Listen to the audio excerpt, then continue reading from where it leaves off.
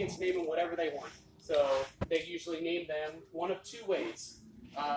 Where they're from, so such as the Appalachiosaurus, the Utah raptor, or Arkansasaurus, that's where they're from. Others, they'll name them for what they look like. So a great example of that is the Triceratops. The name breaks down into three different parts. Triceratops. Tri meaning three, cera meaning horned, and tops meaning face. So Triceratops translates to three-horned face. Other dinosaurs that have been named because of their characteristics are the Tyrannosaurus rex, the tyrant lizard king. He looks pretty strong, so that's what they named him. Other dinosaurs, like the Dilophosaurus, the two-crested lizard. That's what it di, meaning two, crested, lopho, and then saurus, meaning lizard. So, first dinosaur fossil I have to show here is this. This is the horn of a Triceratops. Now, what these horns were used for, they were believed to be used for protection against other predators. The main predator they had to watch out for was the Tyrannosaurus rex. They lived at the exact same time, and the Tyrannosaurus rex loved to feed on the Triceratops. So they would use their horns for defense.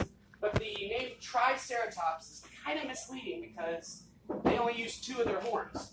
So you would think Diceratops would make more sense, but that's actually another dinosaur. The Triceratops horns, the two top ones were what they were made of completely bone, or made completely of bone, so they were used for protection. The third one on his nose was made of keratin, which is the same exact material your fingernails are made of.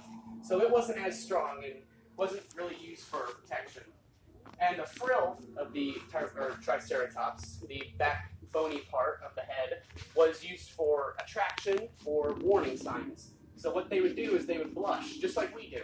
What they would do is they have blood vessels all in that frill. So what they would do is they would blush, creating a pink color. So that would mean it would be usually a form of attraction or a form of warning. So if they were in a herd and they saw Tyrannosaurus rex coming, they could blush as a warning signal. So they could prepare for defense. The next fossil I have here is, I'm going to get a good grip on it. It's the elongated pinky finger of a pteranodon. Now, this fossil tells a story. There's two little white marks going across the bone. You guys see it back there? So these two little white marks, they may not seem like much, but they are actually a story. As this pteranodon was flying over the water looking for fish to eat, he was grabbed by a shark. How do we know that? If we take a shark's tooth, another very commonly found fossil, if we line it up with those marks, the angle of the tooth matches the crease perfectly, confirming the theory that this guy was either eaten or just attacked by a shark. My last fossil I have to show you guys is the full skeleton of an Archaeopteryx. Oh, wow. Now, you guys see all these marks? What do you think those are? Wings. His wings, his feathers. So, to find a feather in a fossil is extremely rare because as the fossilization process begins, the body rots away and the feathers rot away with it. So, to have feather imprints in a fossil is amazing scientific discovery. This guy, had he not been found with feathers, they would have thought, well, this guy walked on all fours. This guy walked on two legs. But the fact that he had tail feathers and full wings confirmed the theory that this guy flew around.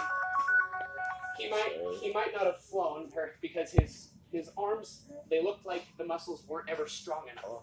So he wouldn't flap his wings and take off because he just simply wasn't strong enough. So what he would do usually is climb up trees and glide from tree to tree. And in this fossil, it's very hard to see, but he has little sharp teeth.